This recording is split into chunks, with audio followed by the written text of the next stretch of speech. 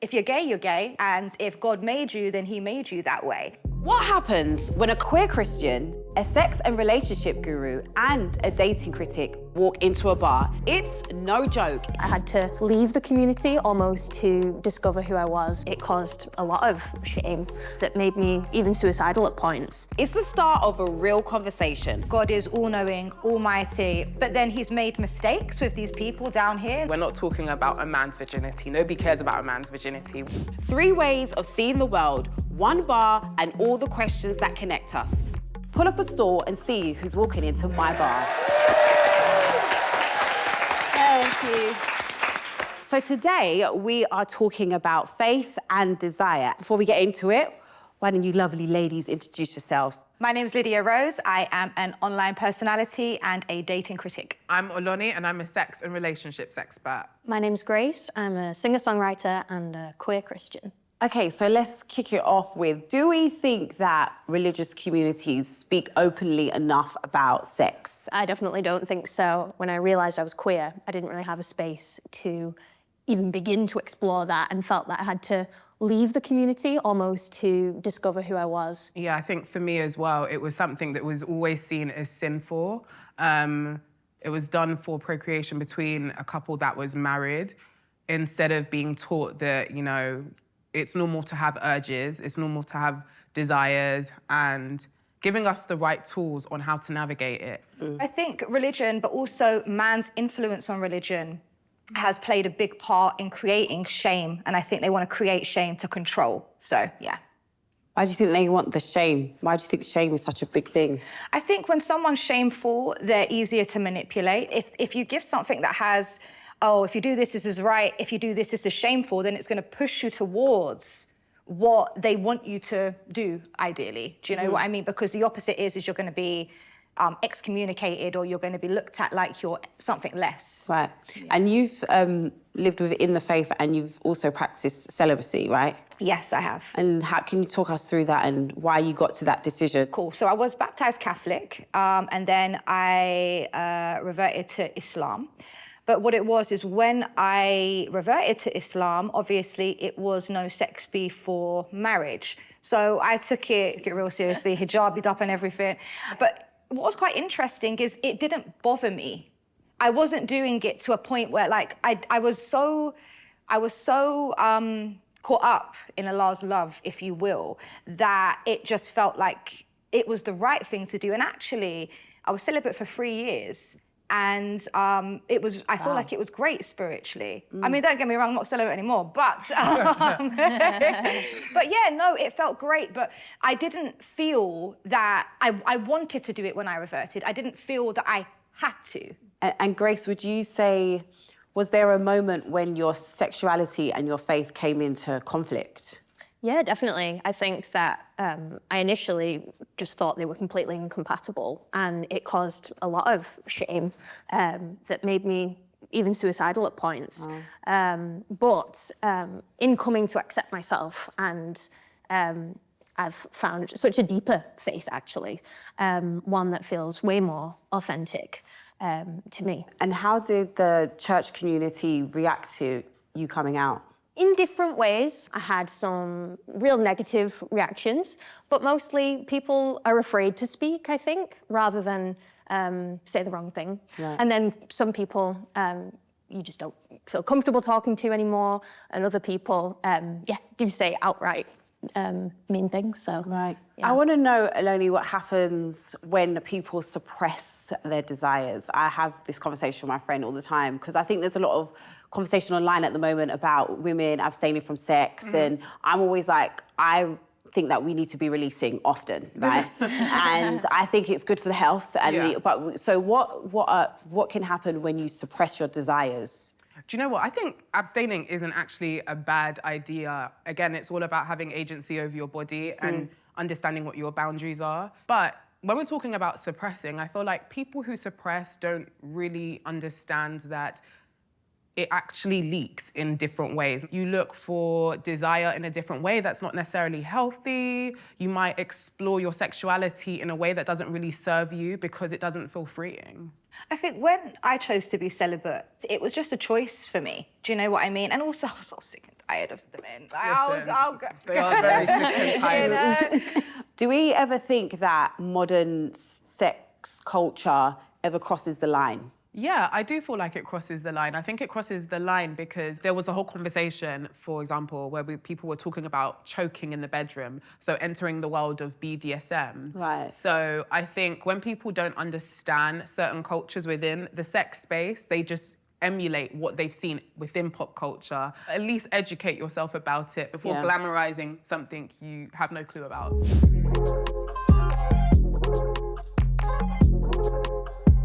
Do we think that religion creates shame around sexuality or it just exposes it? I think religion purposely creates shame around sexuality. One of my things that sort of turns me off about the Abrahamic religions a little bit is, for example, yourself, you're queer, and I know Leviticus, Corinthians, and Romans all have passages speaking against that. I just feel like if you're gay, you're gay. You love who you love, right? And if God made you, then he made you that way. And people say, well, being gay is a choice. And, you know, well, if you're straight, did you decide to be straight? Like, do you know what I mean? I definitely think it shames as well. I think, again, it's done to control. But when we're talking about control, there's only one gender that we're speaking about, which is, of course, women.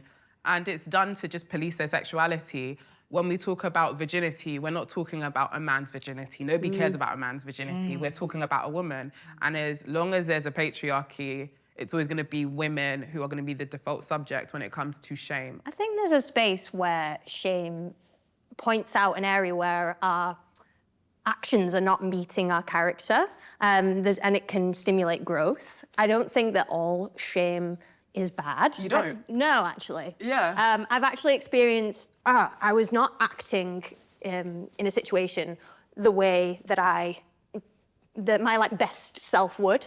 And when I sat with that, I'm like, okay, that stimulates a need to apologise and actually grow and change. Yeah. I think that certain areas of shame are put onto us by other people.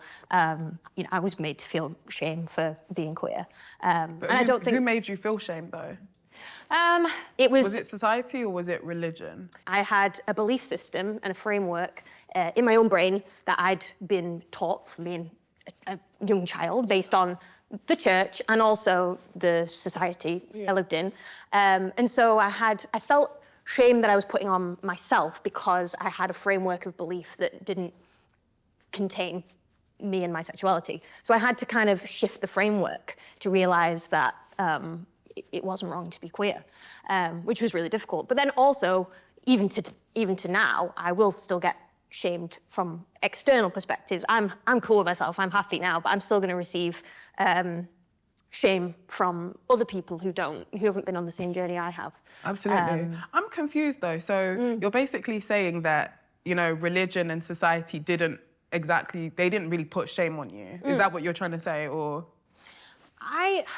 I'm not really big on religion. Okay. I have a personal faith in Jesus. Okay. And, well, even from growing up, it was always supposed to be about a relationship with God, but it's very difficult to separate those two things.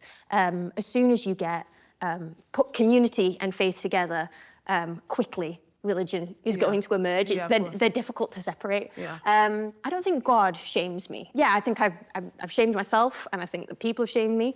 But in order to, I don't know, feel a sense of like peace, I've had to come to a place where actually I don't think that God, the highest power, would shame me. Of course not. That's I don't think he cares. It's not a healthy framework to live in. So, yeah. I find it interesting because, like you said, Lydia, there's Bible scriptures that say, and I'm bi. So personally, sometimes from what I'm reading, it's saying I'm quote unquote wrong. So then how can I now still have a relationship with something that is telling me that I'm wrong. So for you, how has that been? Because you're still strong in your faith. Yeah, well, I had to do quite a bit of research on like the Bible and homosexuality in order to understand that God loved me and accepted me for who I was. I found out that actually the word homosexual wasn't put into the Bible until 1946. By a man, right? Well, it was reflecting a patriarchal system that we were living in that time, and it was actually joining together two words. It's in 1 Corinthians, there's a verse in there, and it joins two Greek words, and they kind of connote two things. One of them being sexual exploitation, and another being undisciplined when it comes to sex. So I kind of took that to mean casual sex with anyone at any time and not looking after your body and being reckless maybe. And then also taking advantage of others are probably the two instances I would say are sexually immoral practice when it comes to my faith. But my identity as a queer person is not immoral. Also, the Bible's been rewritten over 100 times. Many times, yeah, every new king, every new pope. So yeah, you do start to question. By a man, can I say thank you very much? Can we just by a man? Thank you very much. Yes. So, do we think, from what we've seen, like people's attitude is changing towards sexuality? I think so. I think and it's a really positive thing. And again, like Oloni has said quite a few times, it's always the women that have the short end of the straw when it comes to these type of restrictions on us. Do you know what I mean? So yeah, I think it is changing. I think that's a good thing. I think people are being more open-minded, and I love the fact that you can still practice your faith and still be so true in your identity. Because like I said, that's one of the things that puts me off about the Abrahamic religions, that I don't really like that it says this about this person. Do you know what I mean? So yeah, I think it is changing. I think that's really positive. I think so too, especially as a Black woman. When I'm talking to other people who look like me about sex, they're less rigid.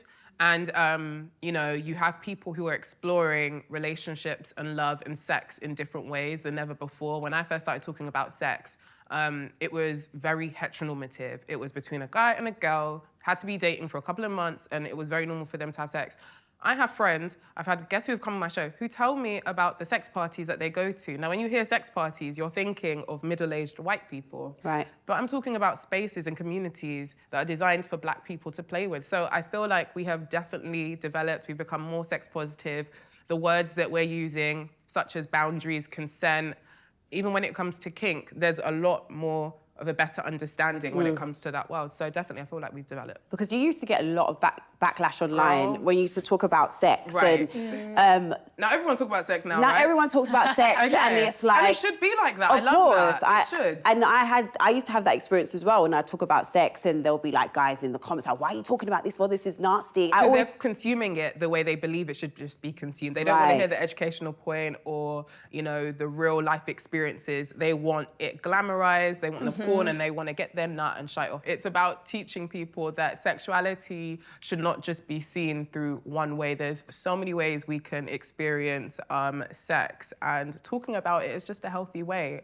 I think that we're in a time where social media and online, there's echo chambers for everything. Yeah. And so things are becoming more polarized, if anything. So you can experience people becoming further and further right wing or whatever, and might be less and less accepting of someone like me.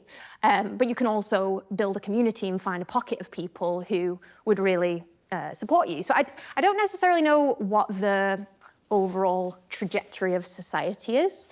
I've experienced in my own personal community some growth, which is great. But I've also had to leave the place I came from in order to find new community. So I found, but I have managed to find a space that is accepting.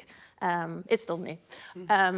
But yeah, so I think perspectives on a broad scale can be found. I don't know if we're becoming progressive as a society as a whole, though. I don't know. Why do we think sexuality is such a big debating topic within religion? I think because religion teaches that it's wrong, and it's not. It's just sort of like, oh, how can you say on one hand that God is all-knowing, almighty, all-loving, all-powerful, but then he's made mistakes with these people down here. No, like, and I think that's what the big disconnect is you know, you've got loads, and like yourself, like loves Jesus, wants to practice, but her identity is her identity. So I think it has to do with, obviously, the discouragement of that within religions. And I think it's also ignorant to assume that there's only one way to love someone and explore love, explore relationships.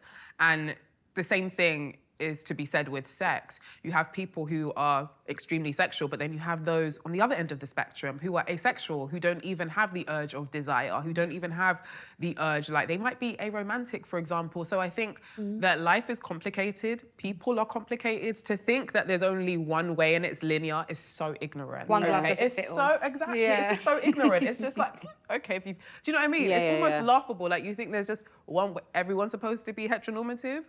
Okay, how boring, but you know? Yeah. Grace, do you think that the church, religion needs to progress when it comes to the topic of sexuality, kind of evolve what they believe? Yeah, I think so. I think there's a lot of harm that is done to queer people, like from my own experience. But I personally think we need to expand the boundaries of what we consider healthy sexual expression to be, which would, you know, correlate to me and to queerness. But I think also, I think maybe saving sex for marriage is outdated. That's probably controversial in where I come from. No, but okay, so I mean, as far as I'm aware, doesn't the Bible say like no sex before marriage? Not specifically, and marriage and dating Or didn't no fornication exist. or that kind of stuff? Yeah, I don't think that it says that specifically. I think that it was in a different time that it was written, the Bible, as to what we're living now. Dating, as we know it now, didn't exist. Marriage is a covenant between two people in the Bible. It is a promise and a relational agreement to love and support each other. I think that marriage is a beautiful thing. I would like to get married one day. But, you know, it wouldn't be the right thing for me to get married right this second. But that doesn't mean, from the life that I've lived, that it means that I should be celibate right now, I don't think.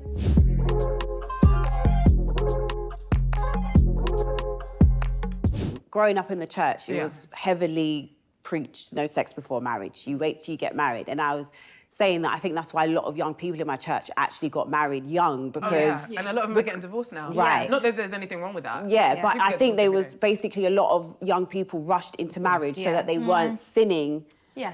So then, you know what I mean? So Yeah. that's why I've always find it quite interesting. Sexual compatibility is super important. Oh, it is. You need to be guided, you need to be mindful, but rushing towards marriage, I don't think is a good idea for anybody. And I say that as someone who has been married. Like, do you know what I mean? Yeah, I think it's unhealthy as well because, again, if women were taught to explore their bodies, they wouldn't feel like they need to like run towards getting married just so they could have sex. And do you know what I mean? I feel like there's other ways you can explore your sexuality without having to, you know, sign a court document. Right. I don't like that it goes from like nothing to everything. I think that Exactly. sexuality is a It journey is of a discovery, journey. isn't it? It's one of the biggest journeys that you can take with yourself. Yeah, absolutely. And I think to, you know, you've got to do that by yourself. Absolutely. And, you know, with someone else at some point, probably. At some point, I think adding someone into the mix, all of a sudden, I'm just like, whoa, I don't even know how to explore my body. I'm supposed to entertain you as well?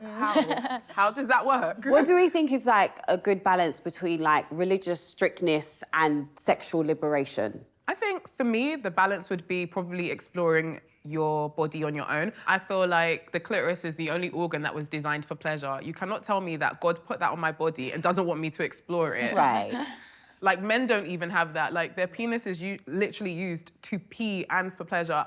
Our clitoris is only used for one thing. You're supposed to tell me that the Almighty God didn't say, explore it. But maybe you only explore it within With the who? covenant of marriage. Of marriage. Yeah. You weren't born married to someone. For me, that would be a healthy balance. Exploring your sexuality on your own, in your own space, in your own time, and within whatever makes you feel comfortable. So do you think we're healthier when we learn to express freely or when we regulate it? think it's a mix. Yeah, Yeah. it's definitely a mix. Right, there needs okay. to be some self-control, but there needs to be some allowing yourself to do it. Do you know what I mean? So you need to find, I think, a good middle ground. I want to know, does freedom mean being able to act out all of our desires? Kind of like what we were just saying now. There should definitely be boundaries. And I Right. think baby steps are also important. Like we've been saying non-stop, like there should just be a journey on how you explore it. Freedom and guidance as well. Because if you're young, you're still going to be naive. Do you know what I mean? And you're going to have to learn and grow. So yeah, freedom with guidance and the right people around you. Yeah, and other tools as well. I feel like if you're reading the right books and you're exploring your sexuality in different ways, you're not just switching on porn and thinking that that should be your education. Having conversations with your friends. We all watch Sex and the City. Have those type of conversations with your friends. Have you seen like harm come from any like sexual liberation that's quite dramatic, like a sex party or whatever it might be? Is there any space where that's not a productive environment, or is it, do you think it only bears good fruit, like is a good thing? I think you can be as sexually liberated as you want. There's always going to be a negative sometimes. Yeah, I think it's just always making sure that the conversations are continued, whether that's to do with boundaries and consent, and having those conversations beforehand.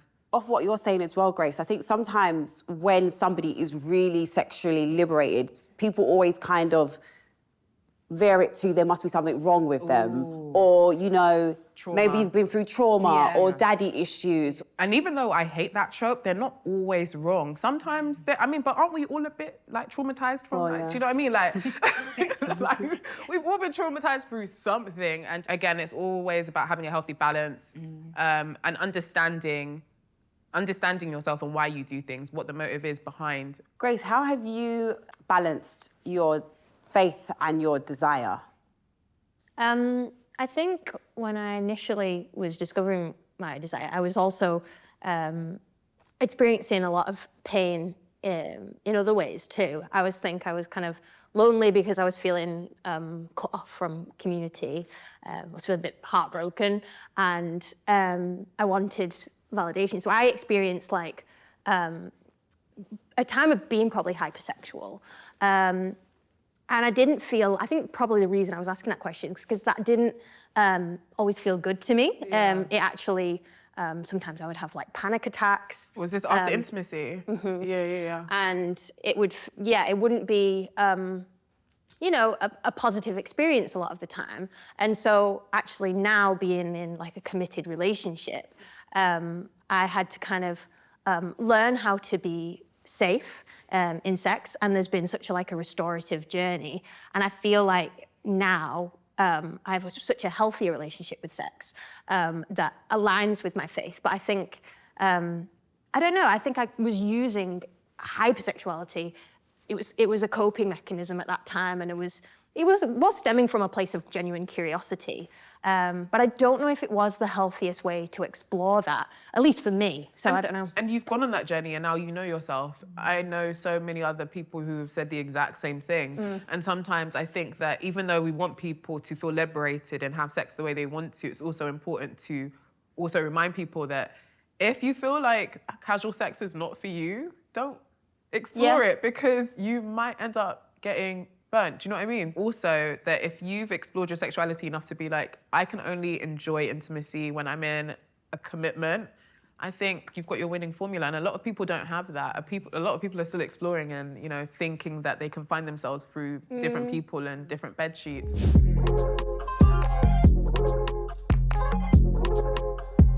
So, Lydia, you've practiced restraint and then you've had the freedom, right? So what have you learned from both sides?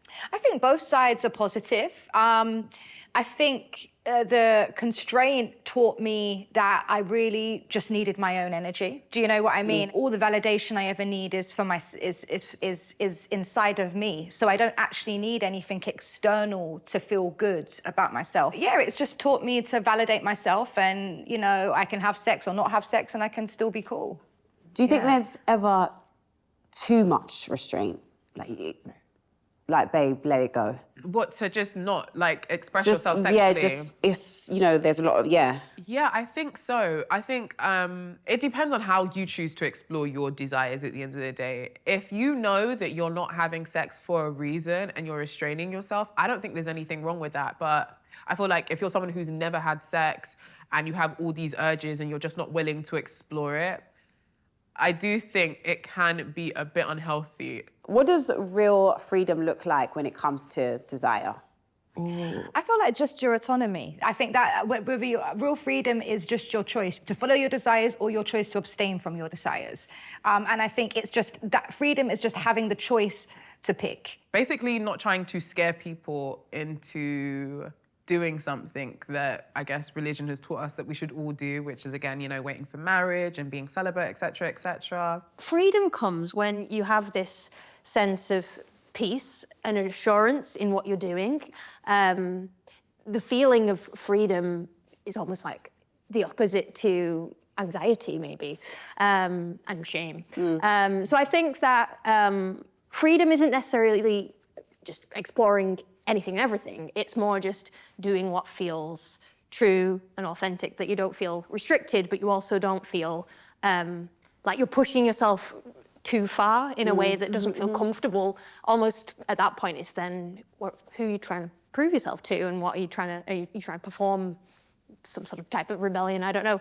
Right. But if it's just got to feel good to you and sit right in your own life and body, I think. Well, thank you so much. I've really enjoyed this conversation. I love a little sex talk here or there, you know, it's like one of my favourite subjects. My mum doesn't really like me talking about sex, but I feel like she's gonna like this one, because it was like... grown. It was grown, it was good, and no one said anything like vulgar. So thank you so much for joining us here at the bar.